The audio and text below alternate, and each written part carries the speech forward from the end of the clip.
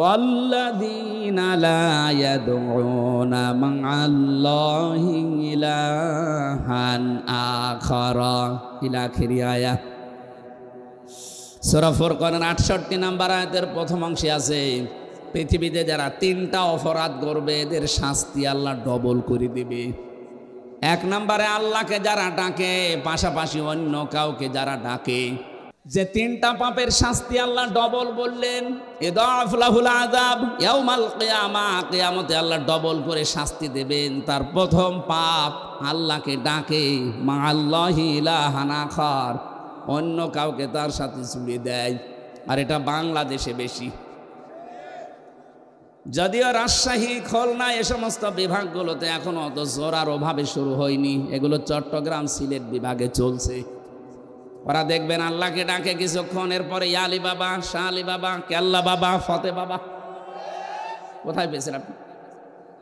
কিসের ফতে বাবা? রাসূলুল্লাহর নামেও জিকির করা জায়েজ নেই, নবীজির নামে শুধু দরুদ পড়া জায়েজ আছে, জিকির করা জায়েজ আছে কার নামে? আরো জোরে বলেন, ওয়ালিল্লাহিল আসমাউল হুসনা ফাদউহু বিহা ওয়াযারুল্লাযীনা ইলহিদুনা ফি আসমাই। সূরা আরাফের 180 নম্বর আয়াতের প্রথম অংশে আছে, আমার অনেক নাম আছে সুন্দর সুন্দর, যে নামে পারো ডাকো, কিন্তু সাবধান আমার নামকে ইলহাদ করবা না, পরিবর্ধন করে দিবা না, আমার নামকে উলট পালট করে ডাকবা না। এ ঘোষণা কার? এটা রেকর্ড হচ্ছে, সারা দেশে কালকে যাবে। আমি সবাইকে সামনে নিয়ে বলছি, আজকে থেকে আল্লাহর সাথে অন্য কাউকে আপনি আর ডাকবেন না, সে যেই হোক। এতে যত বড় সুন্নি হোক, আপনাকে যদি বুঝ দেয় যে না এ বাবার মাধ্যমে ইসলাম পেয়েছি, এই জন্য ডাকা লাগবে, কিসের বাবা? এ পৃথিবীতে ইসলাম এসেছে যার মাধ্যমে, আমাদের নবী মুহাম্মদুর রাসূলুল্লাহ, তার নামেও তো জিকির করা জায়েজ নেই। আর আপনার বাবা, কোরআনে কারিমে আল্লাহ নিজে জানালেন, আল্লাহর সাথে অন্য কাউকে যদি কেউ ডাকে তার শাস্তি হবে কয়টা? আরো জোরে। সুতরাং আমার যে তাহেরি ভাইয়ের মতো যেন আল্লাহ আল্লাহ করার পরে কেল্লা বাবা, ফতে বাবা জীবনও ডাকবেন না, ভ্রান্ত ধারণায় আছে তারা। এখন যদি বলেন ওনারা আয়াত পড়েনি, আয়াত তো আমিও পড়েছি। উনি এইভাবে যদি বুঝতেন যে মা আল্লাহি ইলাহান আখারা, আল্লাহর সাথে অন্য কাউকে যারা ডাকবে তাদের শাস্তি হবে ডবল। যদি বানিয়ে বলি, যারা আলেম আছে বলেন তো। দ্বিতীয় নম্বর তো এতক্ষণ বললাম যে মানুষ হত্যা করলে তার শাস্তি ডবল হয়। 3 নম্বরে ওয়ালা ইয়াজনুন, জেনা করা যাবে না। জেনা আছে না নেই দেশে? এখন এই যে যারা ধরা পড়ছে, এগুলোর প্রকাশ্য ভিডিও, অডিও, জেনা সব প্রকাশ পেয়ে যাচ্ছে। আপনি চিন্তা করেন, 80 বছর 85 বছর বয়স, তার হাতের জেনা, মুখের জেনা, বাকিটা নাই বললাম।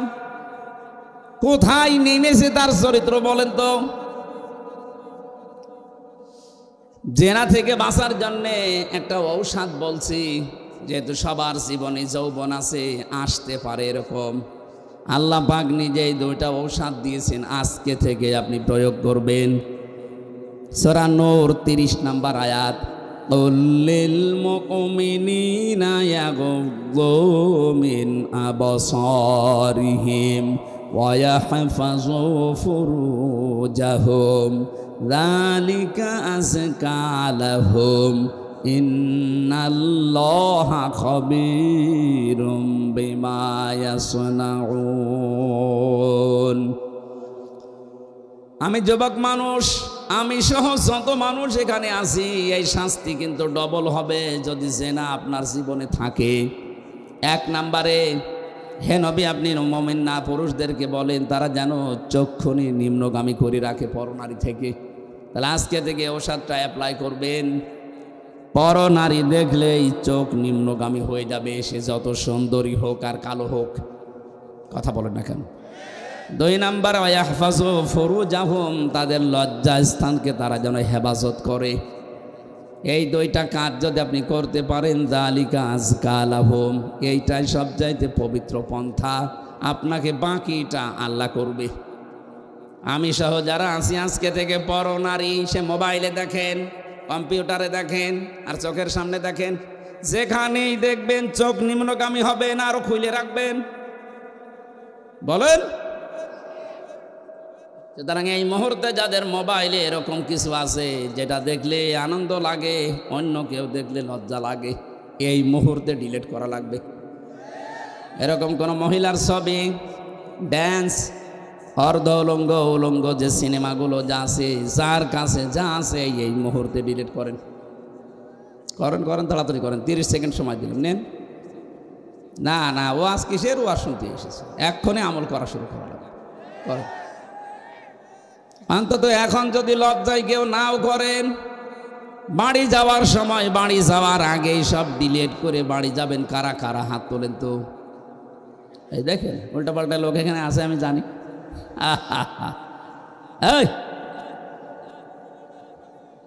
যারা আছে বাড়ি যাওয়ার আগে এগুলো শেষ করে যাবে। জেনা থেকে বাঁচা এটা আল্লাহর রহমত ছাড়া সম্ভব না। বিশেষ করে আমাদের যে জামানা চলছে এখন, তো প্রত্যেকটা জায়গা জেনা দিয়ে পরিপূর্ণ করে দিয়েছে। বিশেষ করে 15.5 বছরে যা করেছিল, কথা বলেন ঠিক কিনা? জাতিকে আমাদের বাঁচাতে হবে।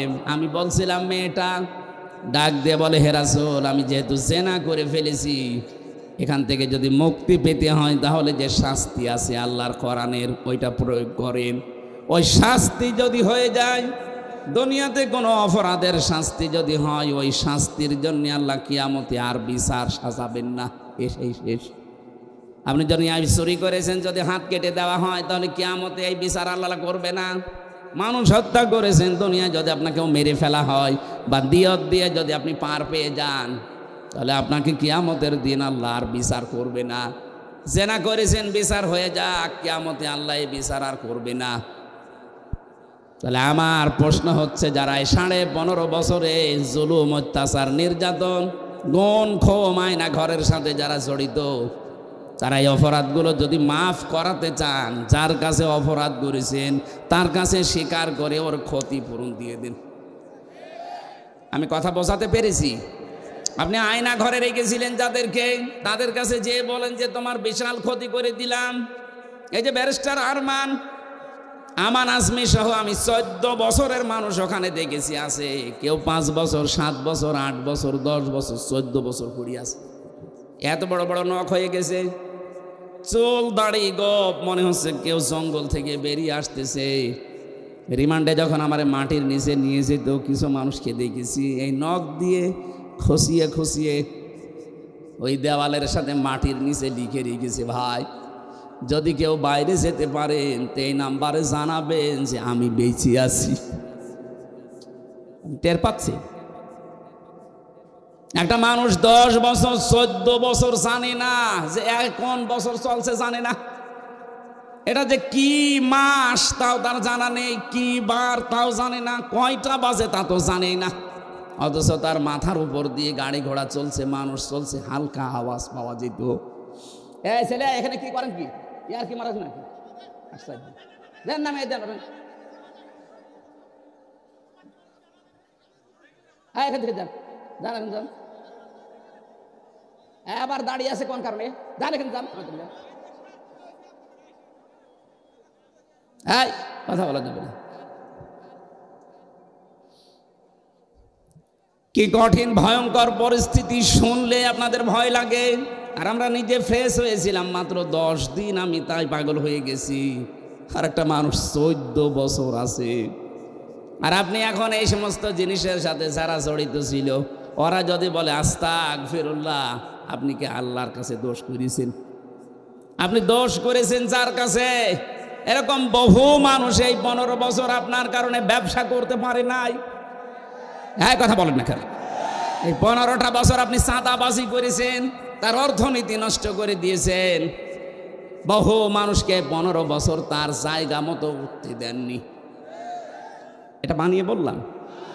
বহু মানুষ ওপরের চেয়ারে ওঠার কথা ছিল, আপনি এই 15 বছরে তাকে উঠতে দেননি। আজ ডক্টর মোহাম্মদ ইউনূস চরিত্রবান মানুষ চাচ্ছে। চরিত্রবান মানুষ দেন, আমি বিভিন্ন জায়গায় বসাবো। আজ আমরা দিতে পারছি না, কারণ 15.5 বছরের চরিত্রবান মানুষ যেখানে উঠবে ওই চেয়ারগুলোকে চরিত্রহীন মানুষ দিয়ে ভর্তি করে রেখেছিলেন। এ মানুষগুলোকে তো উঠতে দেননি, এরা জায়গা মতো যাবে কি করে? এদের যে বিশাল ক্ষতি করে দিলেন এই 15.5 বছরে। এখন কাবার গিলাফ ধরেও যদি বলেন আস্তাগফিরুল্লাহ, জীবনও মাফ হবে না। মাফ হওয়ার একটা পদ্ধতি আছে, যে মানুষগুলোর ক্ষতি করে দিলেন জীবনের, এদের এই জীবনের ক্ষতিপূরণ দেওয়া লাগবে। আমি আশা করছি আমার কথার ইঙ্গিতে আপনি বুঝেছেন যে কি ক্ষমা কি করে চাওয়া লাগে। অপরাধ করেছেন একজনের কাছে আর মাফ চাচ্ছেন আপনি আর একজনের কাছে। এক ওসি পেয়েছিলাম জেলখানায়, আমারে বলছে হুজুর দেখেন তো আমার তওবাটা কেমন করে হয়ে গেল। কি সেই যে নির্বাচন কেন আমি বাইরে ছিলাম, আমার যে কনস্টেবল আছে, আমার যে এসআই আছে, এএসআই আছে, দারোগা আছে, যা এদেরকে নিয়ে আমি আল্লাহর রাস্তায় ভোট কাটা আরম্ভ করলাম। রাত 12টার পর থেকে যে কোরআন শরীফ আমার সামনে এইভাবেই বলছি, আমি ফাঁসির কন্ডেম সেলের ভেতরে আছি, উনি আমার সাথে দেখা করতে এই তাওবা শোনাচ্ছে যে আমি তাওবা করেছি, আমারটা কি হয়েছে।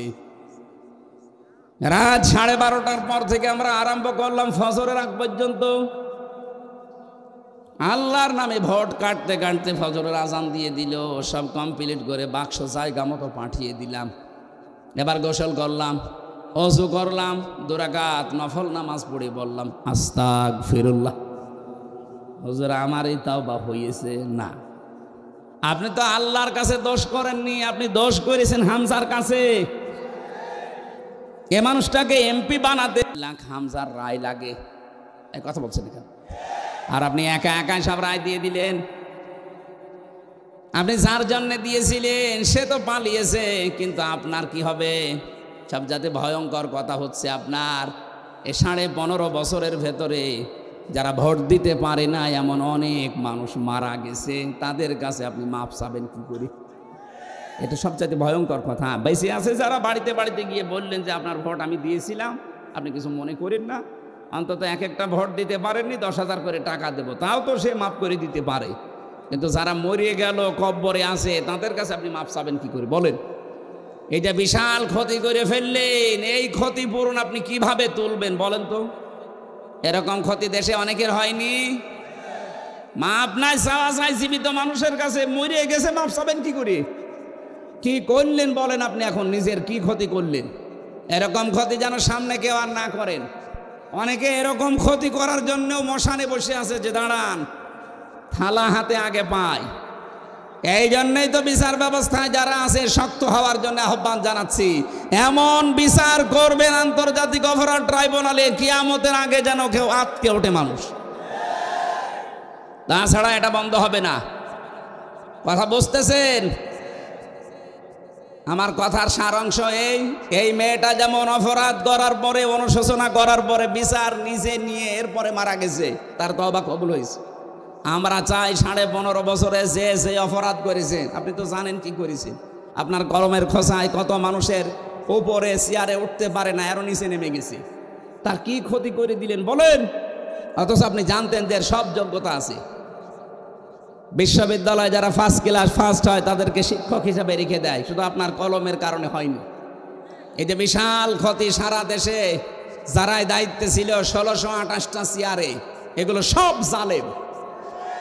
বিশেষ করে 1628টা চেয়ারে যারা ছিল এগুলোর প্রত্যেকটা জালেম। আর কিয়ামতে এদের বিরুদ্ধে মামলা দেবে আল্লাহ নিজে, কারণ জালেমের বিরুদ্ধে মামলা হামজার না। আমিরে জামাত বলছে আমরা সত্যিকারের অপরাধীদের শাস্তি চাই, উনি সাধারণ ক্ষমা ঘোষণা করেছে, করুক।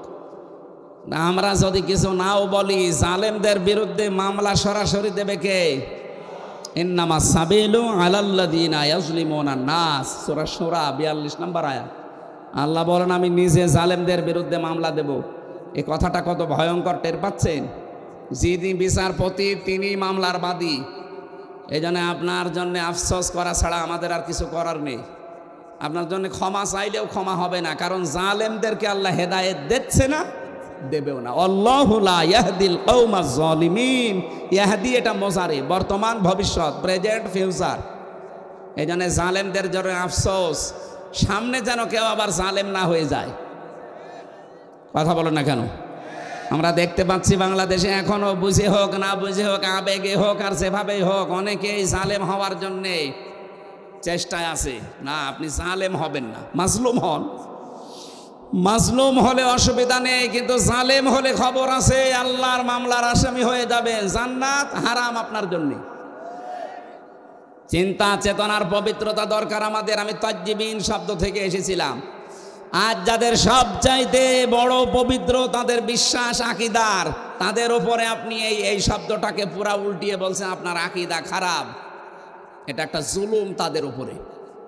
এই কথা বললেন না কেন?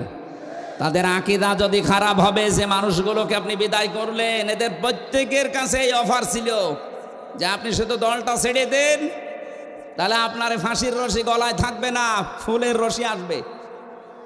ওরা বলেছিল না, যে আকীদায় আছি, ইয়াকুলুনা তাজ্জিবিনা সালামুন আলাইকুম উদখুলুল জান্নাহ, এটা আমরা দেখতে পাচ্ছি, সুতরাং না, জীবনেও পাল্টাবো না। এই কারণে তাদের ফুলের মালা থেকে ফাঁসির মালা পর্যন্ত চলে এসেছে, নিজের আকীদা বিশ্বাস তারা পাল্টায়নি। আর আপনি জীবনে কোনোদিন ফাঁসির রশি দেখানোনি, ফতোয়া দিয়ে যাচ্ছেন আপনার আকীদা খারাপ। আকীদা খারাপ হলে তারা এখনো বেশি থাকতো আমাদের মাঝে। এই কথা বলেন না কেন? রাজার হালে থাকতো। কোরআনের পাখি শহীদ আল্লামা দেলাওয়ার হোসাইন সাইদি রহমতুল্লাহ আলাইহি, এই ময়দানে তিনি 24 বছর এসেছিলেন একাধারে। আমি ছেলের এই 3 বছরে মাত্র একদিন তার সাথে ছিলাম। তার কাছে বহু অফার এসেছিল। আমার এইভাবে ভালোভাবে চেনি না, ওনার মানে অনেক কিছুই তো দুর্বল হয়ে গেছে। আমি যখন কাছে গিয়ে বলতাম, হুজুর আমারে চেনেন, আমি হামজা। ওই যে বাশার আলামিন হামজা, তার মানে ওনার ছেলে শামীম সাইদি, মাসুদ সাইদি ভাই, কয়েকজনের নাম বলতো, যে এখন বাইরে এরা কথা বলছে, বাশার ভাই, আলামিন ভাই, হামজা ভাই। হামজা ওই দিন আমাকে 10 মিনিট কথা বলেছিলেন। তিনি কয়েকটা কথা বলেছিলেন ওই দিন, আমার এখন মনে পড়ছে। ওনাকে অফার দেওয়া হয়েছিল, শুধু আপনি এই যে আকীদা খারাপ যাদের বলেন, এই দলটা শুধু ছেড়ে দেন, আপনি নিজে একটা দল করেন, নিজে একটা দল করে আপনি নিজেই সভাপতি হয়ে যান। বাংলাদেশে বহু দল এরকম আছে না, দুনিয়ার স্বার্থ পেয়ে নিজে দল খুলেছে, খালি নিজের সভাপতি আর ছেলে সেক্রেটারি, আর কেউ নেই। নাকি বানিয়ে বললাম? এদেশে বহু দল এরকম আছে, শুধু নিজের সভাপতি আর ছেলে সেক্রেটারি। বাংলাদেশের একটা লোক নেই। উনি যদি নিজেও এই দলটা খুলে সভাপতি হতেন, নিজের সভাপতি ছেলে সেক্রেটারি না, লক্ষ লক্ষ মানুষ পেতেন, সে বুঝে হোক আর না বুঝে হোক। এই কথা বলেন না কেন? কিন্তু আকীদা খারাপ এই জিকির করে করে এদের ওপর আপনি জুলুম করছেন, আপনি থামবেন। আমি জানি আপনার পরিবর্তন হবে না, কারণ আপনার অন্তরে মোহর মারা। যারা নির্দোষ মানুষের ওপরে কোনো দোষ চাপিয়ে দেয়, ভালোভাবে শুনবেন, যারা নির্দোষ মানুষের ওপরে কোনো দোষ চাপিয়ে দেয়, সে যেন নিজে প্রকাশ্য পাপের বোঝা বহন করে ঘুরে বেড়ায়। সুতরাং বাংলাদেশে বহু আলেম ওলামা, বহু আল্লামা, এরকম বাংলা শিক্ষিত মানুষের প্রতি, এই যে সোহেল ভাই জীবনে মাদ্রাসায় পড়েছে, এরকম একটা বাংলা শিক্ষিত মানুষদের আকীদার উপরে আপনি আন্দাজে মিথ্যা তহমত দিয়ে দিলেন যে ওর আকীদা ভালো না। সূরা নিসা 112 নম্বর আয়াত অনুযায়ী আপনি পাপের বোঝা কিয়ামতে বহন করে নিয়ে বেড়াবেন। হ্যাঁ, দুনিয়াতে আল্লাহ শাস্তি আপনাকে দেবে, ওই ব্যবস্থা এখন আল্লাহ করছে না। তাই ইমাম আহমদ ইবনে হাম্বলের জামানায় আমরা দেখেছিলাম, কিতাবে পড়েছি, 2 মহিলা, একজন মারা যাওয়ার পরে আরেকজন এসে লাশ ধোয়াতে গিয়ে এই হাত আটকিয়ে গেছে তার রানের ওপরে। কয়েক ঘন্টা পর্যন্ত আর নড়াচড়া নেই, হাত তুলতে পারে না। এলাকার যিনি ইমাম তাকে বলছে কি করা যায়। উনি গ্রাম্য মানুষ, ফতোয়া দিয়েছে, এক কাজ করেন, জীবিত মানুষের হাত তো কাটা যাবে না, মেয়ে লোক যেটা মরে গেছে ওনার ওই জায়গায় চামড়া কেটে ফেলে। কিন্তু এমন জায়গা এই রানের উপরে, নাভির লিসে হাঁটুর উপরে, এই জায়গায় এই কাজ করলেও হতো। কিন্তু যিনি মারা গেছেন তার স্বামী বলছে, না, আমার স্ত্রী মরে গেছে আর এখন চামড়া কাটবেন, মানে দরকার হয় জীবিত মানুষের হাত কেটে ফেলে। জীবিত মানুষের স্বামী সে আচ্ছা কি বলেন, আমরা আসলাম উপকার করার জন্য, আর এখন আমাদেরই আপনি ক্ষতি করবেন না। আমার স্ত্রী ভালো মানুষ, নেককার মানুষ, আমি আমার স্ত্রীর হাত কাটতে দেব না। আর একটু বড় ইমামের কাছে গেছে, আর একটু বড় জায়গায় গেছে, শেষ পর্যন্ত ওই দেশের প্রধান বিচারপতি ইমাম মালিক মদিনাতে থাকেন, তাকে ঘোড়ায় চড়ে প্রায় 80 কিলোমিটার দূরে এই ঘটনা নিয়ে আসলেন। ইমাম মালিক পর্দার আড়াল থেকে জিজ্ঞাসা করলেন, আমি ঘটনা বলার জন্য না, দুইটা শিক্ষা দেওয়ার জন্য, খুব খেয়াল করে শুনবেন, আমাদের এখানে বহু মানুষের এরকম গোনা হচ্ছে তাই বলছি। ইমাম মালিক জিজ্ঞাসা করলেন, মেয়ে কি করিস বলো। মেয়েটা বলে, ইমাম আমি কিচ্ছু করি নাই, আপনি আমাকে বাঁচান। ইমাম বলে, হ্যাঁ আমি বাঁচাতে পারি, যা যা হয়েছে তাই তাই তোমাকে সত্যি বলা লাগবে। বলে, হ্যাঁ আমি সব বলবো, বলো। আমি আসলাম বাড়ি থেকে, মেয়েটাকে চাদর দিয়ে চারদিকে ঘিরে নেওয়া আছে, তার প্রসাব পায়খানা পরিষ্কার করিয়ে আমি শুধু রানের উপরে হাত দেওয়ার সময় একটা মন্তব্য করেছিলাম। মন্তব্যটা এই, মারা যাওয়ার কিছুদিন আগে একটা পুরুষের সাথে বাড়িতে ঢুকতে দেখেছিলাম আমি, কিন্তু পুরুষটা কে এটা আমি ধারণায় আমার আসে নাই, চিন্তায় আসে নাই। পরবর্তীতে এই যে হাত লেগে যাওয়ার পর যখন সব দিকে হইচই পড়ে গেছে, তখন তার ছেলে আর স্বামীকে জিজ্ঞাসা করা হয়েছে যে এই কাজটা আমি করে ফেলেছি। আমি কিন্তু একটা ধারণা করেছিলাম এই মহিলার উপরে। কিছুদিন আগে, খুব বেশি হলো আজকে থেকে 7 দিন আগে, একটা পুরুষের সাথে তাকে আমি বাড়িতে প্রবেশ করতে দেখেছি। আমি ধারণা করেছিলাম তোমার উপরে তো ফিটফাট ভালোই লাগে, ভেতরে চরিত্র এত খারাপ এ পুরুষের সাথে, অথচ ওইটা ছিল তার আপন ভাইয়ের ছেলে। ভাইয়ের ছেলে তার জন্য কি হয় বলেন তো, ফুফু কি হয়। 14 জন পুরুষের সাথে একজন মহিলার দেখা করা যায় যাচ্ছে, তার ভেতরে এইটা একটা। এই কথা বলেন না কেন? 14 জন পুরুষের সাথে একজন মহিলার দেখা করা যায় যাচ্ছে, তার ভেতরে এটা একটা। নিজের আপন ভাইয়ের ছেলে, আপন বোনের ছেলে, এদের সাথে দেখা করা ফুফুর জন্যে, খালার জন্যে জায়েজ নেই? বলেন বলেন। তা আমি তো পর পুরুষ মনে করে আন্দাজে ধারণা করেছি, নিক্ষেপ করার কারণে আমার মনে হয় আল্লাহ হাত আটকিয়ে দিয়েছে। ইমাম মালিক বললেন, হ্যাঁ এটা আমি ধারণা করছি। কোরআনে কারিম এরকম একটা কথা আল্লাহ জানিয়েছেন, অমাইয়া কেসেবে খতিআতান আও ইসমাং সুম্মা ইয়ারমি বিহি বারিআন ফাকাদ হিতামালা বুহতানা ওয়া ইসমাম মুবিনা। দুনিয়াতে এমন বহু মানুষ আছে নিজে পাপ করে, নিজে অন্যায় করে, আর অন্যায়টা যখন সংগঠিত হয়ে যায় তখন একটা নিরপরাধ ভালো নির্দোষ মানুষের ওপরে দোষটা চাপিয়ে নিজে ভালো সাজে। সে যেন প্রকাশ্য পাপের বোঝা বহন করে নিয়ে বেড়াচ্ছে। আমার তো এই আয়াত পড়ার পরে মনে হচ্ছে বাংলাদেশে বিশেষ করে 15.5 বছরে বহু মানুষ এই আয়াতের সাথে 100 ভাগ মিলে যাচ্ছে। নিজে অন্যায় করে, নিজে রাতের বেলা গাছ কাটে, নিজে রাতের বেলা গাড়িতে আগুন লাগায়, আর ভালো মানুষের ওপরে দোষটা চাপিয়ে তাকে ধরিয়ে দেয়। এক কথা বলে না কেন? ভালো মানুষ ঘুমিয়ে আসি ঘরে, চোখ খুলে দেখছি থানার হাজতে, কি গো তুই গাছ কেটেছিস? কখন? স্বপ্নে। এক কথা বলছে না, এটা হয়েছে না বানিয়ে বললাম? কখন কাটলাম? আমি তো ঘরে ঘুমিয়েছিলাম, ওই ঘুমের ভেতরে স্বপ্নে। এই জন্য মামলা ওরকম স্বপ্নের মামলা, গায়েবী মামলা। এক একজনের নামে 300, 500, 550 পর্যন্ত মামলা দেখেছি। সত্যি মামলা হলে 5টার বেশি তো দিতে পারেন না, 550 মামলা কিভাবে দিলেন ওই স্বপ্নে? কি করিয়েছেন বলেন তো আপনি? এই 3 বছরে বহু মানুষ আমাকে এসে বলছে, হুজুর আমার মামলা 313টা।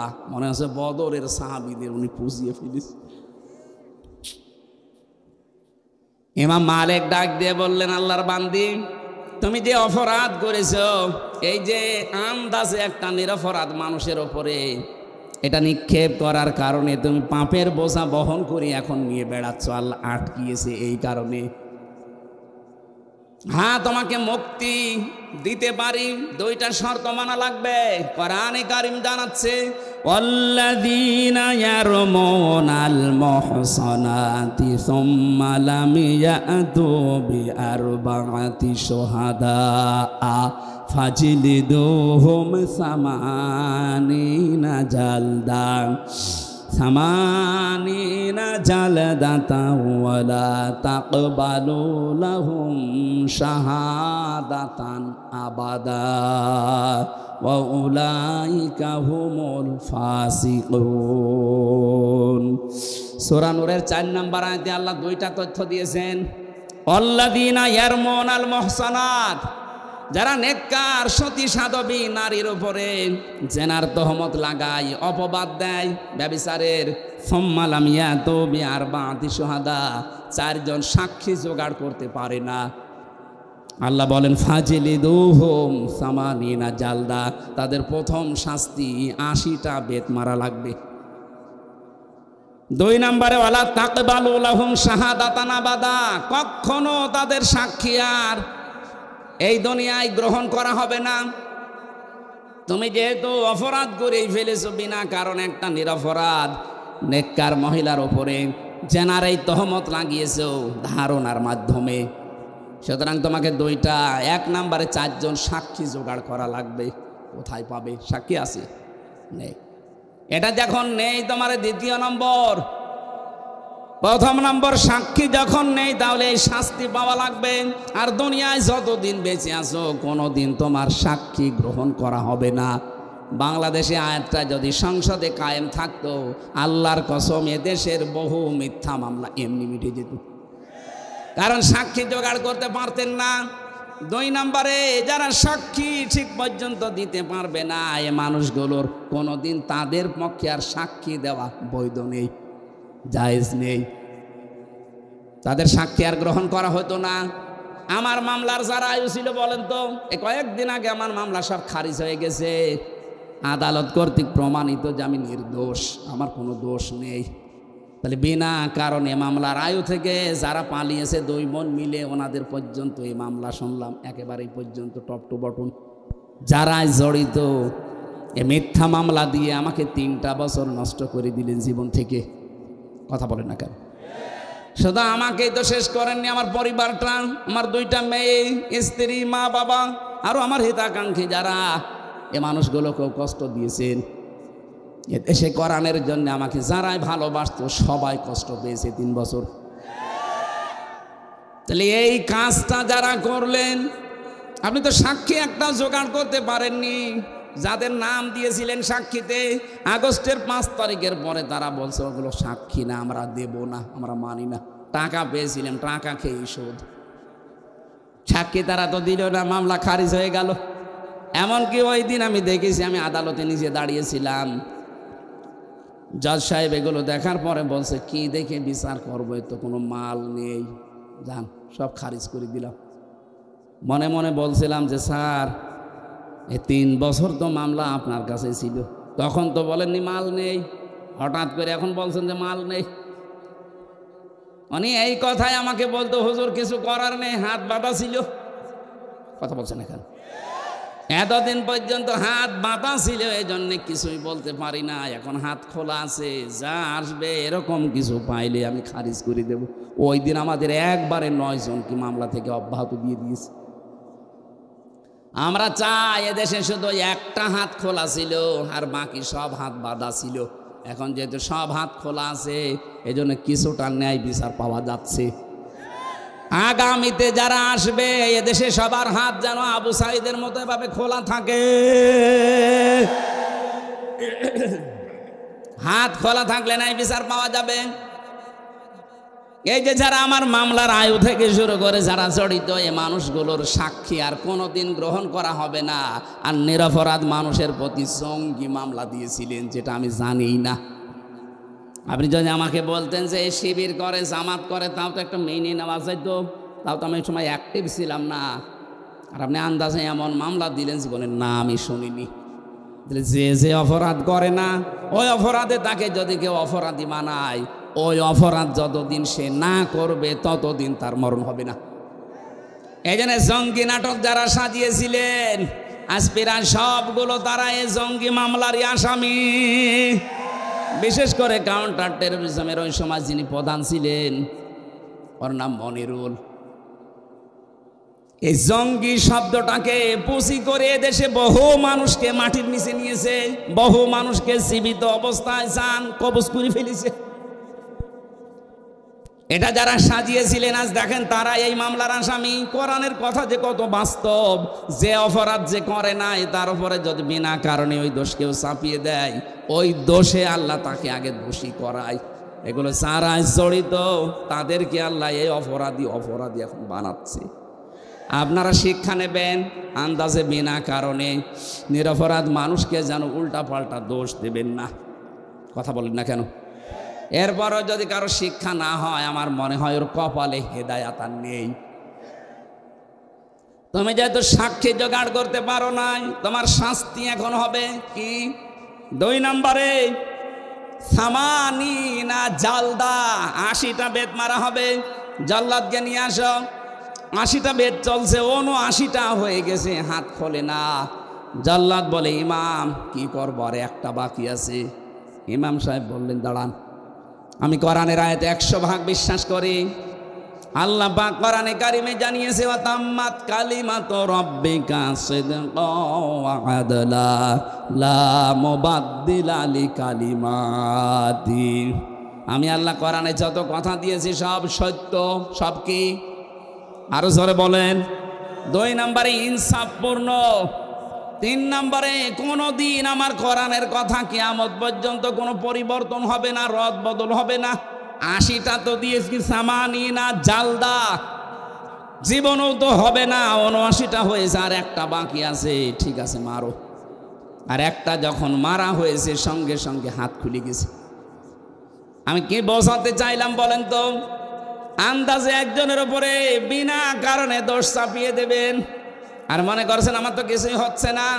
আপনি প্রকাশ্য পাপের বোঝা কিয়ামতে বহন করে নিয়ে বেড়াবেন। টের পাচ্ছেন কি বললাম? এরপরেও যদি আপনার বিবেকের এই দরজা না খোলে, তো কি দিয়ে আঘাত করলে খুলবে বলেন? আমরা সাবধান হব এখান থেকে। যেহেতু নসিহতমূলক কথা বলছি, এটা তো রাজনৈতিক মঞ্চ না। যারা ভুল করেছিলেন তাদের আমি পথ বললাম যে এইভাবে তাওবা করে ফিরে আসেন।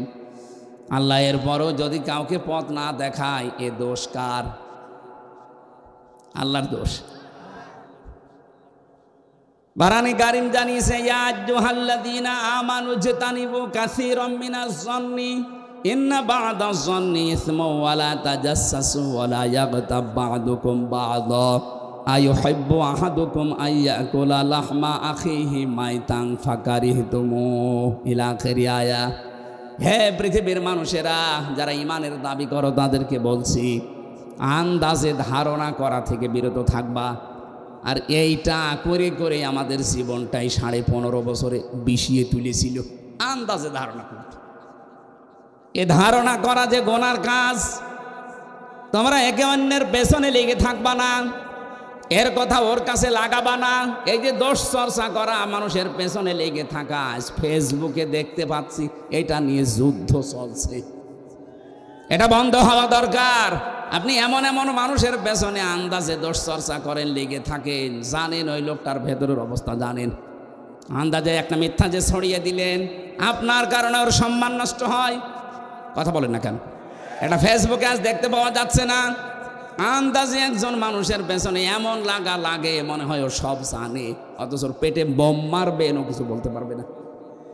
আশা করছে এই গোনা থেকে আপনি মুক্ত হবেন এক্ষুনি। সঠিক না জেনে আন্দাজে কোনো কথা বলবেন না। আমি এর আগে কিছু বলে ফেলেছিলাম, আমি তওবা করে নিয়েছি। না, আমি মিথ্যা বলিনি, আমি ভুল তথ্য মিস্টেক হওয়ার কারণে বলে ফেলেছিলাম। তাও আমার নিজের কথা না, আমাকে বলা হয়েছিল, আমি যাচাই না করে বলেছিলাম। এই জন্য যাচাই না করে বললে যে ক্ষতি হয়ে যায়, এটা আমি টের পেয়েছি। এই যে ফারুকের কথাটা বলেছিলাম, এটা আমার কথা না। বগুড়াতে ওই দিন স্টেজে ওঠার আগে কওমি মাদ্রাসার এক মহাতামিম, উনি আমাকে মোটরসাইকেলে নিয়ে যাচ্ছিলেন স্টেজে দিনের বেলায়। ওই সময় আমাকে ওঠার আগে বললেন যে কিছুক্ষণ আগে ফারুকি কট খেয়েছে আর আসিফ মাহমুদ স্যার ওই জায়গায় ইন হয়েছে। ওনার কথাটা আমি আসলে যাচাই করার সময় পাইনি। ওখানে আর 1.5-2 মিনিট পরে আমি স্টেজে। এই জন্য বলে ফেলেছিলাম, এটা ঠিক হয়নি। এরকম আরও যে তথ্যগুলো বিভ্রাটের কারণে যে যাচাই বাছাই না করে যেগুলো বলেছি ওগুলো আমি জাতির কাছে স্বীকার করছি, ক্ষমা চাচ্ছি। বাকি যেগুলো কোরআন হাদিস থেকে তথ্য দিয়েছি, একটা তথ্য আমার জানা মতে অন্তত ভুল হয়নি। জেনারেল কিছু কথা হয়তো গড়মিল হতে পারে, মিথ্যা না, মিস্টেক হতে পারে। মিথ্যা আমি বলিনি কোনো তথ্য। কোরআনে কারিম তো প্রশ্নই আসে না, হাদিসেরও প্রশ্ন আসে না। জেনারেল যে কথা, বাংলা কথা কিছু বলা হয়, এর ভেতরে হয়তো যাদের কাছে শুনেছি এই মানুষগুলো ওই রকম গ্রহণযোগ্যতা সম্পন্ন মানুষ না। এই জন্য আমি জাতির কাছে এটা রেকর্ড হচ্ছে। ভুল করলে স্বীকার করা এটা দোষের কিছু না। এই কথা বলেন না কেন? এটা আমি কোরআনের পাখির কাছে শেষ শব্দ শুনেছিলাম যে ভুল কিছু করলে স্বীকার করবা, এর দ্বারা সম্মান আরো বাড়বে। কিন্তু আমাদের চরিত্র বাংলাদেশের মানুষের, ভুল করলে স্বীকার করা তো দূরের কথা, আরো বৃদ্ধি বাড়ে। এই কথা বলেন না কেন? এখনো পর্যন্ত যারা এই 5 আগস্টের সাথে জড়িত, এত বড় গণহত্যার সাথে, এখনো অনেকে স্বীকার করতে রাজি না। স্বীকার করেন, আপনি অনুশোচনা করেন, অনুতপ্ত হয়ে বলেন যে না ভুল হয়ে গেছে, শাস্তি যা আছে দিন। তাহলে শাস্তি যা আছে, 165টা মামলা হয়েছে। আমার 2 মামলায় যদি 3 বছর হয়, 165টা মামলা তোমার তো মিথ্যা ছিল, আর আপনার জেনুইন মামলা। কথা বলেন না কেন? ডক্টর ইউনূস কয়েকদিন আগে ঘোষণা দেয়নি যে শুধু 5 আগস্টের বিচার না, 2006 থেকে 28 অক্টোবর থেকে শুরু করে 24-এর 5 আগস্ট পর্যন্ত যা হয়েছে সব বিচার আমরা করব। আর আমরা মামলা আমরা দেখতে পাচ্ছি এইভাবেই মামলা হয়েছে। সুতরাং 165টা মামলারও যদি 1.5 বছর করেও শাস্তি হয়, কতদিন হতে পারে আপনি বলুন? আমার মনে হয় আপনি কব্বরে চলে যাবেন, এরপরে আবার জীবিত হবেন, এরপরে আবার কব্বরে যাবেন। আমি মকিম গাজীকে পেয়েছিলাম জেলখানায়, বললাম ভাই কয় বছর আপনার জেল? বলছে 160 বছর। 160 বছর ওর জেল, ওর হায়াত আছে অতদিন। ও কব্বরে চলে যাবে না, আবার জীবিত হবে, আবার জেলে যাবে, তারপরও শোধ হবে কিনা আল্লাহ জানে। তা আপনি যা করেছেন যদি সত্যিই অনুশোচনা আসে আপনার ভেতরে, আমি যেমন ভুল করেছিলাম আমি স্বীকার করলাম, আপনি ভুল করেছেন বলেন যে হ্যাঁ এই যে 3,732 জন মানুষ হত্যার সাথে আমি জড়িত, আমার নির্দেশেই 6 সাল থেকে আরম্ভ হয়েছে, বলেন না কেন, অসুবিধা কি? কারণ আপনি তো বলেছিলেন লোকে বইটা নিয়ে আসে, এরা তো আর এমনি যেতে চায়নি, আপনি বলেছিলেন এরা নিয়ে গেছে, আপনি হুকুমের আসামি। এই কথা বলছেন না কেন? এটাকে আমি মিথ্যা বলছি না সত্য? এটা একেবারে পানির মতো স্বচ্ছ দেখা যাচ্ছে। এক হিন্দু ড্রাইভারকে পেয়েছিলাম ওই 7 সালে, 6 সালের ঘটনার পরে। এখান থেকে যাচ্ছিলাম আমি সিরাজগঞ্জ গোল চত্বর থেকে, মাহফিল ছিল আমার এই যে রায়গঞ্জ না রায়পুর আছে, এখানে ছিল। ওনারা মোটর সাইকেলে দিয়ে গেল এই মোড়ে, তখন বাসে আসতাম, তখন কেবল দাখিল পরীক্ষা দিয়ে আলেমে পড়ি, এই সময় ওই ছোটোখাটো মিলাদ পড়তাম। আমারে নিয়ে বাসে তুলে দিল, বাসের গাড়ির ড্রাইভার এই যে নাটোর রোডে, এই বনপাড়ার এই রোডে যাওয়ার সময় রাস্তার মাঝে একটা কুকুর মরিয়ে পড়ে আছে, কুকুরের উপর দিয়ে না দিয়ে বাম দিয়ে দিল, গাড়ি ঝাঁকি দিয়েছে। ড্রাইভারকে বললাম আপনি এমন করলেন, এক্ষুনি তো উল্টিয়ে যেত। আমার বলছে দেখছেন একটা কুকুর মরিয়ে পড়ে আছে, আমি আবার ডবল করে চাকা দেবো, আমার বিবেক নেই। আমি বললাম আরে ভাই এ তো মরা কুকুর, একে মেরে ফেললে কি আর না মারলে কি? ড্রাইভার আমার দিকে ঘুরে বলছে হুজুর আপনি কি আসলে হুজুর নাকি বেশ ধরেছেন? আপনি কেমন হুজুর? দেখছেন যে একটা মরা কুকুর পড়ে আছে, আমি ডবল করে গাড়ির চাকা চালাবো, আমার বিবেক নেই? হ্যাঁ। আপনার নাম কি? সুব্রত। আপনার নাম শুনে বুঝলাম ওর ইমান নেই, কিন্তু বিবেক আছে। এই কথা বলছেন না কেন? ওর গায়ে থাবা দিয়ে বলেছিলাম যে ভাই আপনার ইমান নেই কিন্তু আপনার বিবেক আছে, যে মরা জিনিস আপনি আর ডবল করে মারলেন না। অথচ গত বছরে, এটা 7 সাল, গত বছরে 6 সালের অক্টোবরের 28 তারিখে আমার জসিম ভাইকে ওরা মেরে ফেলার পরে লাশের উপরে ড্যান্স দিয়েছে। এদেরকে মানুষ বলা যায়? এখনো পর্যন্ত যারা বলছেন না কি হয়েছে কি হয়েছে, আপনার উপরে তো হয়নি। ওই জসিম যদি আপনার বাবা হয়তো আপনি টের পেতেন। কথা বলেন না কেন? ওই জন্য যার কাছে যে অপরাধ আমরা করি তার কাছে যে স্বীকার করব, অনুশোচনা করব, অনুতপ্ত হব, এটা আমাদের আদি পিতা করেছিলেন, এই জন্য সে মাপ পেয়েছেন। শয়তান করে না, এই জন্য সে মাপও পায় না। হযরত আদম আলাইহিস সালাম বলেছিলেন রব্বানা যালামনা আনফুসানা, হে আল্লাহ আমার ভুল হয়ে গেছে, আমি জুলুম করে ফেলেছি, তুমি যদি আমার উপরে রহমত নাজিল না করো, আমাকে যদি মাফ না করো, তাহলে আমি ক্ষতিগ্রস্ত হয়ে যাব। অন্যায় করার পরে স্বীকার করা, আফসোস করা, অনুশোচনা করা, অনুতপ্ত হওয়া, এটা আদম আলাইহিস সালামের খাসলো। কথা বলেন না কেন? আর অন্যায় করার পরে স্বীকার না করে আর্গুমেন্ট পেশ করা শয়তানের খাসলো।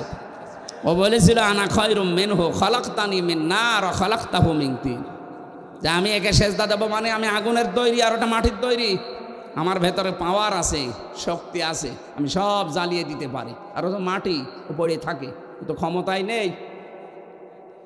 শয়তান অহংকার করেছিল ক্ষমতার, পাওয়ারের, কিসের? বলেন বলেন।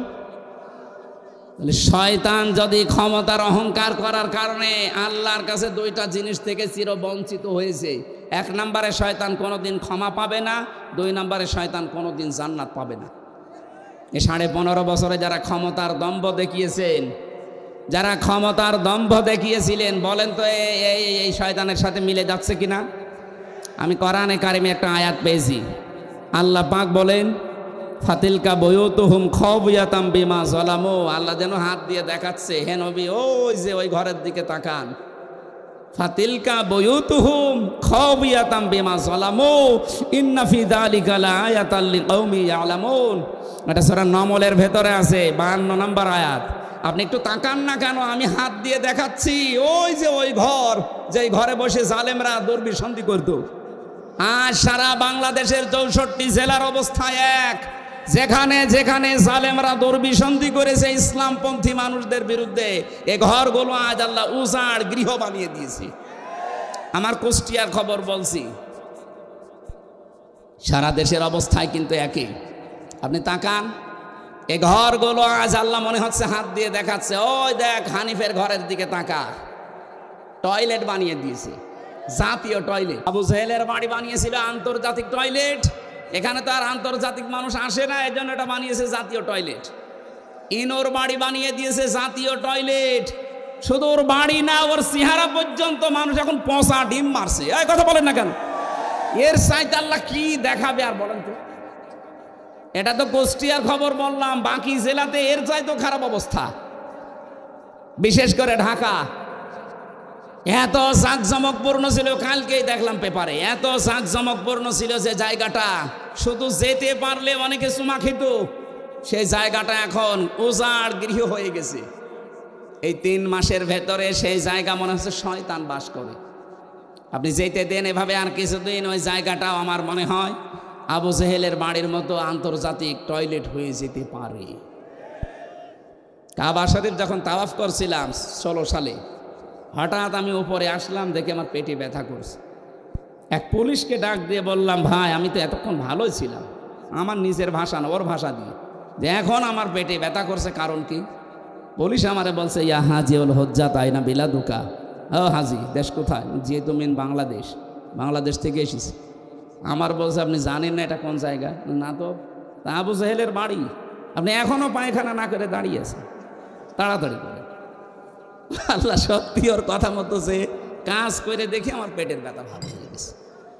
আমার তো মনে হচ্ছে এরকমই কিছু সামনে হতে যাচ্ছে, নাই তো আল্লাহ ফা তিলকা দিত না। তিলকার আগে ফা আছে, যারা আরবি গ্রামার বোঝে ওদের জিজ্ঞাসা করেন। বালাগাত মান থেকে ফা শব্দটা 13টা অর্থে ব্যবহার হয়।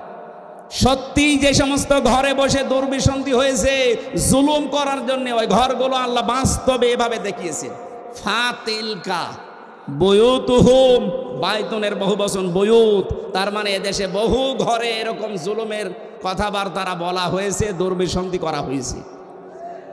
এই আয়াতগুলো আমার মনে হয় সামনে আমাদেরকে আল্লাহ একেবারে খাপের খাপ, মমতাজের বাপ দেখাবে। এই কথা বলছে না কেন? আপনাকে রাগ হয়ে গেল? এই জন্য ধারণা থেকে বেঁচে থাকবেন, উল্টাপাল্টা ধারণা করবেন না কারো উপরে। যাদের উপরে আন্দাজে এরকম তহমত দিচ্ছেন যে আকিদা খারাপ, আকিদা খারাপ, ওদের আকিদা পবিত্র কত আপনি টের পাচ্ছেন না। আমি নিজে কাছে থেকে দেখেছি এই মানুষের আকিদা, বিশ্বাস, এদের যে আল্লাহর উপরে তাওয়াক্কুল, এই মানুষগুলোর যে ইখলাস, কাছে না থাকলে দূর থেকে খালি ফতোয়াই দিয়ে যাবেন। 5 দিন থাকেন তার কাছে, তার ইবাদতের মাত্রা কি আপনি এখনো টের পাননি। আন্দাজে সারা পৃথিবীর মানুষের মহব্বত আল্লাহ তার অন্তরের ভেতরে তার মহব্বত সারা পৃথিবীর সৃষ্টি জগতের ভেতরে এমনি ঢুকিয়ে দেয়, কাজ করা লাগে। এক কথা বলছে না কেন? তার মতো চেহারার মানুষ নেই দেশে। কই তাদের উপরে তো মানুষের ভালোবাসা মহব্বত তৈরি হয় না? তৈরি হয় কেন? ইন্নাল্লাযীনা আমানু ওয়া আমিলুস সালিহাতি সায়াজআলু লাহুমুর রহমানু ওয়ুদ্দা। যারা ঈমান আনে, ঈমানের দাবি অনুযায়ী যারা ভালো ভালো কাজের আঞ্জাম দেয়। এখানে সালেহ শব্দটা আছে। সালেহ মানে কি বলেন তো? আমরা অনেকেই মনে করি সালেহ মানে নেককার, ভালো না। শুধু এতটুকু না, আধুনিক ব্যাখ্যা হচ্ছে সালেহ মানে যোগ্য। সালেহ মানে কি? এই বাংলাদেশের সত্যিকার অর্থে যারা ঈমান এনেছে, ঈমানের দাবি অনুযায়ী তারা এমন সালেহ, এমন যোগ্যতা সম্পন্ন মানুষ তৈরি করতে চাচ্ছে যারা এই দেশটা চালাতে পারে। আমি নাম নিলাম না, আপনি একটু খোঁজ করে দেখেন। সালেহ শব্দের ব্যাখ্যাটা তারা বাস্তবে আজ দেখাচ্ছে। আজ আমাদের চিকিৎসা বিভাগে লোক নেই, তারা লোক তৈরি করছে। বিচার ব্যবস্থায় লোক নেই, তারা লোক তৈরি করছে। প্রশাসনে লোক নেই, তারা লোক তৈরি করছে। উল্টা পাল্টা লোক না, যোগ্যতা সম্পন্ন লোক। এই কথা বলে না কেন? সালেহ শব্দটা তারা বুঝেছে। আর এটার জন্য যাদের বই লেখাপড়া করা লাগে তাদেরও আকীদা খারাপ বলেন। এই সালেহ শব্দের আধুনিক ব্যাখ্যা পেয়েছি বিংশ শতাব্দীর মুজাদ্দিদ সাজ্জিদ আবুল আলা মওদুদী রহমতুল্লাহ আলাইহি তার লিখিত বই থেকে এই মানুষগুলো এই ব্যাখ্যা পেয়েছে। এই জন্যই তো তারা এখন সালেহ শব্দটাকে বাস্তবে রূপ দেওয়ার চেষ্টায় আছে। আমরা শুধু মসজিদের ইমাম ভালো এটা জানি, মাদ্রাসার মুহতামিম ভালো, অধ্যক্ষ ভালো জানি, কিন্তু আমরা চাই ডাক্তারও যেন রাজশাহীর ডাক্তার ফাতেমা সিদ্দিকার মতো হয়, ডাক্তার যেন ফরিদপুরের ডাক্তার শাহিন জর্দারের মতো হয়, ডাক্তার যেন খুলনার ডাক্তার মতিয়ার রহমানের মতো হয়। এইরকম ডাক্তার বানাতে চায়, যোগ্য এবং সৎ। এই কথা বলেন না কেন? এই কর্মকাণ্ডে যারা নিজেদেরকে ইনভলভ করবে, আল্লাহ বলেন সায়াজআলু, সিন দিয়েছেন, সায়াজআলু লাহুমুর রহমানু ওয়ুদ্দা। সৃষ্টি জগতের ভেতর একটা মহব্বত আমি আল্লাহ তার প্রতি তৈরি করে দেব। আমি তো বাস্তবে তাই দেখতে পাচ্ছি। লোকটা সেখানে যাচ্ছে আজ পঙ্গপালের মতো মানুষ ভালোবাসায় একটু দেখার জন্য, শুয়ে দেওয়ার জন্য পঙ্গপালের মতো ছুটতেছে। কেন? তারা দেখা যায় না টিভিতে, তারা দেখা যায় না মোবাইলে। এই সমস্যা কি? শেষ করে দেব? এটা দিলেন কেন? এখন কমন সেন্স নেই আমার? কেন? কি সমস্যা কি? আপনি কথা শুনছেন না তাহলে? আমি কিন্তু জিজ্ঞাসা করবো সালেহ মানে কি? আধুনিক ব্যাখ্যা যদি বলতে না পারেন না, ওই খালি ১৫০০ বছর আগের পড়া বাদ দিন। আমার মনে হয় বিরক্ত হয়ে গেছেন আপনারা না? শেষ করে দেব? কোরআনে কারিম থেকে ৬৬৬৬, ৬৬৩৬ দুইটা মতই আছে। একটা মত আমরা মানি, ৬৬৬৬ মানেন। এর ভেতরে একটা মাত্র আয়াত পড়েছি, 4টা কথা আল্লাহ দিয়েছেন আয়াতের ভেতরে। এক একটা শব্দের ভেতরে লক্ষ লক্ষ কথা। ফি জিলালিল কোরআনে আমি জেলখানায় বসে বসে দেখেছিলাম। ওখানে জিলালিল কোরআনটা আর তাফহিমুল কোরআনটা পাওয়া যায়, অন্যান্যটা নেই। কারণ যারা যায় তারা তো এই ধরনের মানুষ যায়, এরা সেভাবেই হোক ঢোকায়। আমি জিলালিল কোরআন থেকে আজকের তাফসির করছি না। আপনারা উঠে চলে যাচ্ছেন মানে? দু একজন যান, যুবক মানুষ যাবেন না, তাহলে কিন্তু সমস্যা আছে। হ্যাঁ, যুবক মানুষ যাবেন না। কারণ এখানে মেয়েদের অনেক মেয়ের বাপ আসে জামাই খুঁজতে। এখন আপনি যদি 1-1.5 ঘন্টা 2 ঘন্টা পরে চলে যান, ও বলবেন না, এর কাছে মেয়ে বিয়ে দিলে মেয়ে জাহান্নামে যাবে। এই জন্যে আপনি নিজের পায়ে নিজে কোড়াল মারবেন না, অন্তত কিছুক্ষণ বসেন, কষ্ট হলেও। 1-1.5 ঘন্টা আপনি যদি বসে থাকতে না পারেন, আপনার বিয়ে করলে আপনার বউ মনে হয় টেকবে না। শেষে এই সিরাজগঞ্জের বদনাম হবে নাকি? আমি আর নিচে নামলাম না, তেলাওয়াত করছি, জবান খুলে সবাই পড়বে না। আউযু বিল্লাহি মিনাশ শাইতানির রাজিম, বিসমিল্লাহির রহমানির রহিম, ইয়া আইয়ুহাল্লাযীনা আমানু রুকউ ইলা আখির আয়া। এ পর্যন্ত থাক আজকে। এই ইরকাউ রুকু শব্দের যত ব্যাখ্যা আছে আমি টপ টু বটন চেষ্টা করব বলার। বাকি অসজুদু, ওয়াবুদু, অফআলুল খয়রা, এই 4টা। এখনও বেলকুচিতে 2টা মাহফিল আছে। এক জায়গায় অসজুদু নেব, এক জায়গায় ওয়াবুদু রব্বাকুম। অফআলুল খয়রা এটা আরও বিস্তারিত, ভালো কাজ বলতে ধোকা খাই আমরা। ভালো কাজ কি আমরা এখনো জানি না অনেকে। আমরা চেষ্টা করব বলার, প্রথমটা শুরু করছি। আল্লাহ ডাক দিয়েছেন এখানে কোনো বেঈমানকে না, ইমানদারকে। সুতরাং বেঈমান যদি থাকেন আপনি চলে যান। ওই যে চলে যাচ্ছে, চলে যাক। না না, বেঈমানের জন্য আজকের আয়াত না, আজকের আয়াত ইমানদারদের জন্য। যান আপনি তাড়াতাড়ি চলে যান। এখন প্রশ্ন আসতে পারে, আমার যে ইমান আছে আমি কিভাবে টের পাবো? আমার যে বিশাল জোব্বা গাই, আমার মাথায় পাগড়ি, এত বড় টুপি, আমার ইমান নেই মানে? না, ইমান আছে কিনা সাহাবী প্রশ্ন করলেন। বিশ্বনবী বললেন, ইদা সাররাতকা হাসানাতুকা ওয়া সাআতকা সাইয়্যাতুকা ফাআনতা মুকমিন। মুসলিম শরীফের হাদিস। যখন তোমার ভালো কাজগুলো তোমাকে আনন্দ দেবে আর অন্যায় কাজ করলে ভেতর থেকে একটা বাধা আসবে, তখন বুঝবে তোমার ইমান আছে। আপনি এবার বলেন তো, যে আপনার অন্যায় কাজ দেখলে আপনার কি ভেতর থেকে একটা বাধা আসে? না, আসে না। যাদের মোবাইলে বললাম উল্টাপাল্টা সিনেমা আছে, নভেল নাটক আছে, থিয়েটার আছে, যাদের উল্টাপাল্টা ছবি আছে, নিজে দেখলে আনন্দ লাগে, এই মুরব্বী দেখলে আপনার লজ্জা লাগে, তো এইরকম জিনিস থাকার পরেও আপনার মনে বাধা দেয় না, তাহলে আপনার ইমান থাকলো কি করে? বলেন না কেন? এই জন্য বলছে বাড়ি যাওয়ার আগে দয়া করে ডিলিট করে দিন। আর এই নিয়ত করে যান যে যতদিন বেঁচে আছি যেটা দেখা জায়েজ নেই চোখ দিয়ে, আমি মরে গেলেও দেখবো না। এক কথা বলেন না কেন? এটা শুধু আপনার, আমার দরকার নেই। আমি সহ যারাই আছি অন্তত এই গোনা থেকে, চোখের এই গোনা থেকে আমরা আজকে মোবাইলটাকে পবিত্র রাখি। আমার এর ভেতরে আন্তর্জাতিক স্কলার যারা, বিশেষ করে ডক্টর নোমান আলী খান, ডক্টর জাকের নায়েক, আর আমার খুব বাংলাদেশের সাজ্জাদ কামাল উদ্দিন জাফরি হাফিজাহুল্লাহ, ওনার লেকচার আছে। বাকিটা আমার মেয়ের কয়েকটা ছবি আছে, অন্য কিছু আর নেই। আর আপনার মোবাইলে খালি পরিমণির ছবি। এরকম মোবাইল দেশে নেই। বাড়ি যাওয়ার আগে ডিলিট করে দেবেন।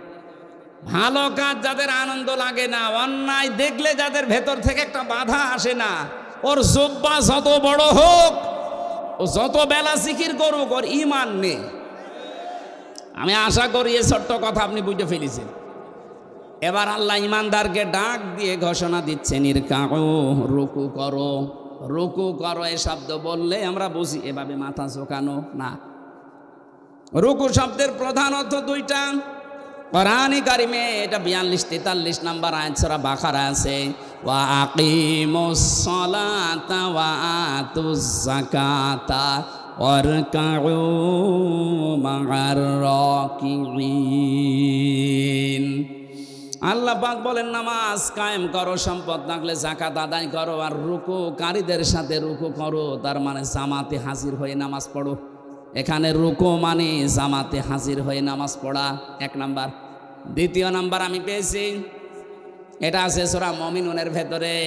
কোনো মানুষ যদি রুকু সত্যিই করে না, সূরা জুমারের ভেতরে আছে 53, 54, 55 নাম্বার আয়াত। কোনো মানুষ যদি সত্যিই রুকু করতে চায়, অবশ্যই সে মানুষের উচিত এই যে রুকু করলেন নামাজের জন্যে, রুকু করার জন্যে দাঁড়িয়ে গেলেন যে কাতারবদ্ধ হয়ে, ওয়ারকাউ মা'আর রাকিঈন, রুকুকারীদের সাথে রুকু করো, জামাতবদ্ধ হয়ে এই কাজটা করো। একা রুকু করার চাইতে জামাতে রুকু করলে 27 গুণ সওয়াব বেশি হয়। কয় গুণ? এই 27টা পয়েন্ট ওখানে লেখা আছে। আপনি এখানে আল্লাহর একটা বিধান মাত্র পালন করবেন, রুকু। কি পালন করবেন? এই রুকুটা পালন করার জন্যে যখন দাঁড়িয়েছেন কাতারবদ্ধ হয়ে, একবারের জন্য মনের ভেতরে চিন্তা আসে যে আমার দুই দিকেই দাঁড়াবে জামাত ইসলাম। যদি বিএনপি, আওয়ামী লীগ, জাতীয় পার্টি, চরমনার কেউ দাঁড়ায়, পরে আমি পেছনে দিয়ে দেব। আসে, মনের ভেতরে আসে। এখানে তো আসে না। এই শিক্ষাটা আপনার ব্যক্তি, পরিবার, সমাজ, রাষ্ট্রে নিয়ে যাওয়া লাগবে। এখানে আল্লাহর একটা বিধান পালন করার জন্য যেমন সবাই এক হয়ে গেছি, এখান থেকে বের হয়ে যে 27টা সওয়াব এমনি দেবে না, 27 গুণ সওয়াব এমনি পাওয়া যাবে না। 27টা শিক্ষা আল্লাহ দিতে চান। এই 27টা শিক্ষা আমার পরিবারের, সমাজে, রাষ্ট্রে আমি মিলাবো। এর নাম রুকু। এই রুকু যদি আজ বাংলাদেশে আমরা সত্যি মেনে চলতে পারতাম, 27 গুণ সওয়াবের জন্য যারা এই ফজরের নামাজে কষ্ট করে উঠে শীতের সময় যান, এই 53 বছর সময় লাগার কথা ছিল না। রুকুটা বুঝলে 53 বছর আগেই এই দেশের রুকু রাষ্ট্রীয়ভাবে কায়েম হয়ে যেত। আর ওইটাই চাই আমরা। রুকু শুধু নিজে নিজে করবেন মানে জামাতবদ্ধ হয়ে রুকু করেন, পরিবার, সমাজ, রাষ্ট্রে সব জায়গায় আল্লাহর রুকু আপনি কায়েম করবেন। কোরআন পড়ার যে সমস্ত হকগুলো আছে তার ভেতরে দ্বিতীয় হক এইটা, মান ক্বারাআল কুরআনা ফাস্তাযহারাহু, যে ব্যক্তি কোরআন পড়ে আর কোরআনকে যারা বিজয়ী করার জন্য চেষ্টা চালায়। এজহার মানে শুধু প্রকাশ করা না, এজহার মানে শুধু স্পষ্ট করা না, এজহার মানে দাঁড় করানো, এজহার মানে কায়েম করা, এজহার মানে প্রচেষ্টা করা, এজহার মানে বিজয়ী করে দেখানো। 53 বছরে আজও আমরা রুকু করতে আসি, কিন্তু কোরআনে কারিমকে আজও বিজয়ী করতে পারিনি। কথা বলেন না কেন? এটা অনেকে রাজনীতি মনে করে আপনি দূরে থাকেন। কোন কারণে থাকেন আমি খুঁজে পাইনি। কোরআন পড়ছে সওয়াবের নিয়তি, অথচ কোরআনকে এজহার করার জন্য, বিজয় করার কোনো চিন্তা ভাবনা নেই। এগুলো বোঝাতে গেলেও বলে হুজুর এটা দুনিয়ার কাজ, রাজনীতি। এটা রাজনীতি হয় কি করে?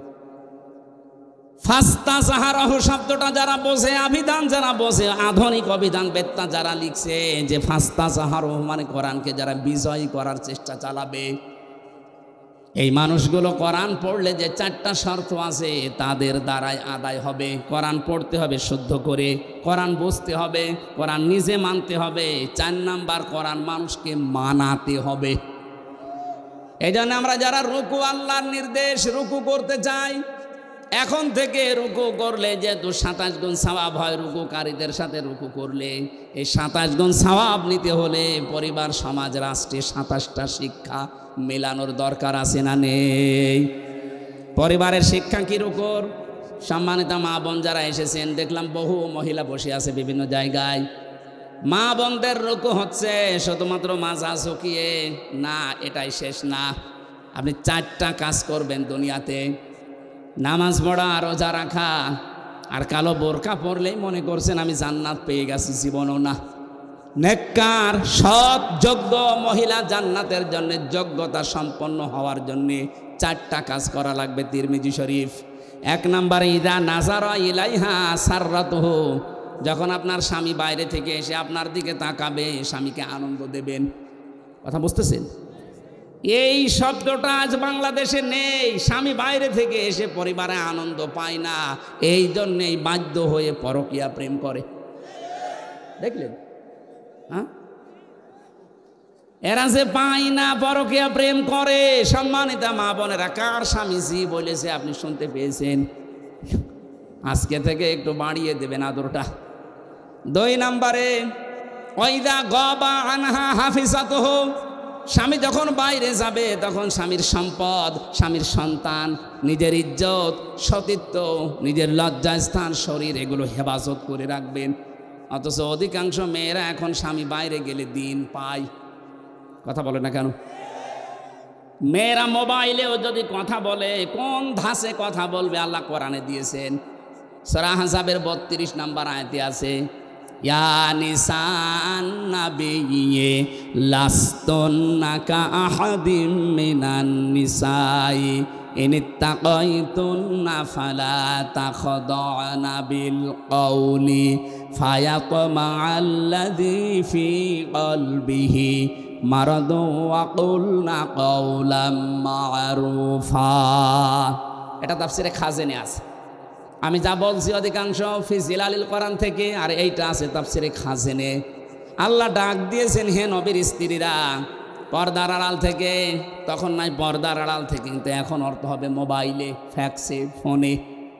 যদি আপনি ফোনে কারোর সাথে কথা বলেন, কথা বলবেন সত্য কথা, মিথ্যা বলবেন না, কিন্তু ভাষা হবে রুক্ষ সূক্ষ্ম, গরম দিয়ে এমনভাবে কথা বলবেন ওই পারে যে আছে ওর মনের ভেতরে যদি গুড়ও থাকে ওই এমনি তো অবাক করে নেবে। কথা বলে না কেন? হ্যাঁ, শুধু 14 জন পুরুষ বাদ দিয়ে, 14 জন পুরুষ যাদের সাথে আপনার বিবাহ করা হারাম, আপনার আপন ভাই, আপনার বাবা, আপনার বোনের ছেলে, আপনার ভাইয়ের ছেলে। আমি কথা বোঝাতে পেরেছি কিনা বলেন? এই 14 জন আছে সূরা নেসার 21-22 নম্বর আয়াতের তাফসিরে পাবেন। এই 14 জন পুরুষ মানুষ বাদ দিয়ে যদি কাবার ইমাম আব্দুর রহমান সুদাইসিও কল দেয়, আপনি কথা বলবেন সঠিক কথা, কিন্তু ভাষা এমন করবেন। কথা বুঝতেছেন? বলেন তো, স্বামী বাইরে গেলে এরকম করে মেয়েরা, আবার দিন পেয়েছে এমন কায়দায় কথা বলে, ওই পাশে যে আছে ও মনে করে কাজ হচ্ছে। 2 দিন 5 দিন 1 মাস 2 মাস পরে দেখা যাচ্ছে 2-3 সন্তানের মাকে নিয়ে উনি আল্লাহর রাস্তায় পালিয়ে গেছে। না, এটা করা যাবে না। 3 নাম্বারটা বলার জন্য আমি রুকুর ব্যাখ্যায় হাদিসটা নিয়ে এসেছি। তাই ভালো করে শোনেন। অতুইনু আলা দীনি যাওজাতিহা, আপনার স্বামী যদি দিনের কাজ করে, দিন প্রতিষ্ঠার কাজ করে, মানবতার পক্ষে কাজ করে, স্বামীকে সময় দেবেন, স্বামীকে ছাড় দেবেন, স্বামীকে উদ্বুদ্ধ করবেন। কিন্তু অধিকাংশ মেয়েরা এই লাইনে নেই। ওর স্বামী দিনের একামতে দিনের কাজ করে, দিন প্রচারে কাজ করে, মানবতার সেবা করে, ও আরও বাধা দেয়। আপনি নামাজ পড়ে রোজা রেখে কালো বোরকা পরেও জান্নাত যেতে পারবেন না। 4 নাম্বারটা হচ্ছে স্বামী যেটা পছন্দ করে ওটা যদি জায়েজ হয়, জীবন থাকতে আপনাকে ওইটা মেনে নেওয়া লাগবে। আমি স্বামী, যত স্বামী এখানে আছে, প্রত্যেকটা স্বামী আমরা চাই বিয়ের পরে যেন আমাদের মা বাবা আমাদের সাথে থাকে। আমি খেয়ে থাকি না খেয়ে থাকি, আমার মা বাবা সাথে থাকবে, কথা বলে না কেন? কিন্তু 100টার 98টা মহিলা এটা চাই না। এটা চাই না, তার কারণ আছে, একে শুধু পানি পড়া দেয় এর মা আর ওর বড় বোন, ওখান থেকে বারবার শুধু কান পড়া দেয়, আর কতদিন থাকবি, আলাদা হয়ে যা, এই কথা বলছে না। এরকম ছোট মনের বউ আছে? কার আছে হাত তোলেন তো? একজনের আছে। সম্মানিত ভাইরা, সম্মানিত মা বোনেরা, না আপনার রুকু হচ্ছে না। কিসের রুকু করেন আপনি? যে 4টা বললাম একটাও মিলাতে পারলেন না। আশা করছি এই 4টা কথা মেনে নেবেন। এই রুকু যদি এভাবে আমরা পয়েন্ট আকারে দুনিয়াতে করতে পারতাম, এই পৃথিবীর চিত্রই পাল্টিয়ে ফেলতে পারতাম। আর আমরা ওই রুকুই চাচ্ছি সামনে ইনশাআল্লাহ। আমি জেলে বসে মাওলানা মামুনুল হকের সাথেই ছিলাম। আমিরে জামাত ডাক্তার শফিকুর রহমান 4 দিন ছিলেন আমার সাথে। সেক্রেটারি জেনারেল অধ্যাপক মিয়া গোলাম পরোয়ার প্রায় 1.5 বছর ছিলেন আমার পাশে। এই সমস্ত মানুষ থেকে, বিশেষ করে জীবন্ত শহীদ এটিএম আজহারুল ইসলাম, এই মানুষটাকে আমি 3টা বছর, উনি ছিলেন ফাঁসির কন্ডেম ছেলে, মাঝে মাঝে আদর করে আমাকে বই পাঠাতেন, প্রোডাক্টিভ মুসলিম, মধ্যম পন্থা, এমন এমন সুন্দর সুন্দর বই, ওনার কাছে প্রায় 150-র উপরে বই আছে। আমাকে বলতেন, হামজা আমি তো বাইরে যেতে পারি না, তুমি যদি যেতে পারো এই কথাগুলো জাতিকে পড়ে পড়ে শোনাবা। আমি আয়াত থেকে মধ্যম পন্থা, প্রোডাক্টিভ মুসলিমের উপরে, বিশেষ করে মুক্তিপণ এই আয়াতের উপরে আমি সাবজেক্ট বানিয়েছি। সামনে সময় আসবে ইনশাল্লাহ আমরা বলবো। এই যে ওয়াসজুদু ওয়াবুদু ওয়াফআলুল খায়রা, প্রত্যেকটা শব্দ চিন্তা ভাবনা, প্রতিটি শব্দের ভেতরে লক্ষ লক্ষ কথা আছে। আমরা তাফসীর আকারে আবার সামনে কথা বলবো। আজকে তো মাহফিল 3টা চলছে, আমার শরীরও আর পারছে না, আর বেড়ায় 1.5 ঘন্টা হয়ে গেছে। ওই যে লিখিত যে বইগুলো আছে, ওই গাড়ি দেখা যাচ্ছে, জেলখানায় বসে করেছিলাম। 2 দিন আগে একটা পাবলিশড হয়েছে, সৃষ্টি জগৎ নিয়ে লিখেছি, ওইটা যাওয়ার সময় নিয়েছেন। আল্লাহুম্মা আমিন। লা ইলাহা ইল্লা আনতা সুবহানাকা ইন্নী কুনতু মিনাজ জালিমিন। রব্বানা যালামনা আনফুসানা ওয়া ইল্লাম তাগফির লানা ওয়া তারহামনা লানাকুনান্না মিনাল খাসিরিন। রব্বুল আলামিন, চাতক পাখির মতো তোমার